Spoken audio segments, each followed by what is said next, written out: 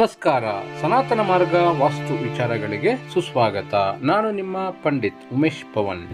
ಮನೆಯನ್ನ ನಿರ್ಮಿಸುವ ಮುನ್ನ ವಾಸ್ತು ಎನರ್ಜಿ ಪ್ಲಾನ್ ಅನ್ನ ಮಾಡಿಸಿ ನಂತರ ಮುಂದುವರಿಯುವುದು ಉತ್ತಮವಾಗಿರುತ್ತೆ. ಲಕ್ಷಾಂತರ ರೂಪಾಯಿಯನ್ನ ಖರ್ಚು ಮಾಡಿ ಮನೆಯನ್ನ ನಿರ್ಮಾಣ ಮಾಡುತ್ತೀರಾ. ಆದರೆ ನೀವು ನಿರ್ಮಾಣ ಮಾಡಿದಂಥ ಮನೆಯಲ್ಲಿ ವಾಸ್ತು ಪ್ರಕಾರ ನಿಮಗೆ ಏನು ಡೈರೆಕ್ಷನ್ಸ್ ಅಂತ ಹೇಳ್ತೀವಿ, 8 ದಿಕ್ಕುಗಳಿಗೆ ಅನುಗುಣವಾಗಿ ನೀವು ಮನೆಯನ್ನು ನಿರ್ಮಾಣ ಮಾಡದೇ ಇದ್ದಾಗ ಅಲ್ಲಿ ನಿಮಗೆ ಶಕ್ತಿಯ ವ್ಯತ್ಯಾಸವಾಗಿ ಜೀವನದಲ್ಲಿ ಉಂಟಾಗುವಂತಹ ಸಮಸ್ಯೆಗಳಿಗೆ ವ್ಯಥೆಯನ್ನು ಪಡುವುದಕ್ಕಿಂತ ಮನೆ ನಿರ್ಮಾಣ ಮಾಡೋಕ್ಕಿಂತ ಮುಂಚೆನೇ ಈ ಶಕ್ತಿ ವಲಯಗಳಿಗೆ ಅನುಗುಣವಾಗಿ ಮನೆಯನ್ನು ನಿರ್ಮಾಣ ಮಾಡಿಕೊಳ್ಳುವಂಥದ್ದು ಅತ್ಯಂತ ಉತ್ತಮ ಆಯ್ಕೆಯಾಗಿರುತ್ತೆ. ವಾಸ್ತು ಎಂದರೆ ಸ್ಪಷ್ಟವಾಗಿ ಶಕ್ತಿಯ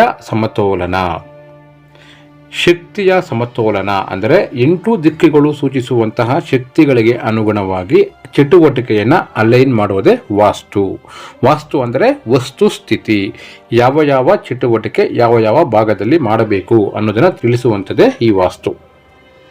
ಸೊ ಮನೆಯ ಮಧ್ಯಭಾಗದಿಂದ ಈ ಒಂದು 8 ದಿಕ್ಕುಗಳು ಯಾವ ಶಕ್ತಿಗಳನ್ನು ಸೂಚನೆ ಮಾಡುತ್ತೋ ಆ ಶಕ್ತಿಗಳಿಗೆ ಅನುಗುಣವಾಗಿ ನಾವು ಚಟುವಟಿಕೆಗಳನ್ನು ಅಲೈನ್ ಮಾಡಿಕೊಳ್ಬೇಕು. ಅದನ್ನೇ ನಾವು ವಾಸ್ತುಶಾಸ್ತ್ರದಲ್ಲಿ ಶಕ್ತಿಯ ಸಮತೋಲನ ಅಂತ ಕರಿತೀವಿ.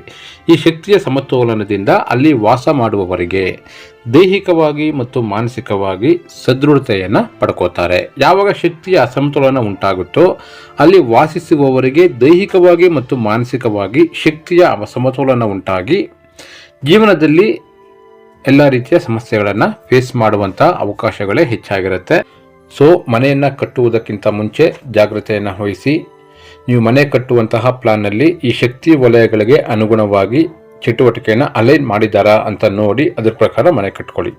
ವಾಸ್ತುವಿಗೆ ಸಂಬಂಧಪಟ್ಟಂತೆ ನಿಮಗೆ ಶಕ್ತಿಯ ಒಂದು ನಕಾಶೆ ಬೇಕು ಅಂತಂದರೆ ಖಂಡಿತ ನಮ್ಮ ಸನಾತನ ವಾಸ್ತು ಮಾರ್ಗವನ್ನು ಸಂಪರ್ಕ ಮಾಡಬಹುದು. ಇನ್ನಷ್ಟು ವಾಸ್ತುವಿಗೆ ಸಂಬಂಧಪಟ್ಟ ವಿಚಾರಗಳಿಗೆ ನಮ್ಮ ಯೂಟ್ಯೂಬ್ ಚಾನಲನ್ನು ಬೆಂಬಲಿಸಿ. ನಮಸ್ಕಾರ.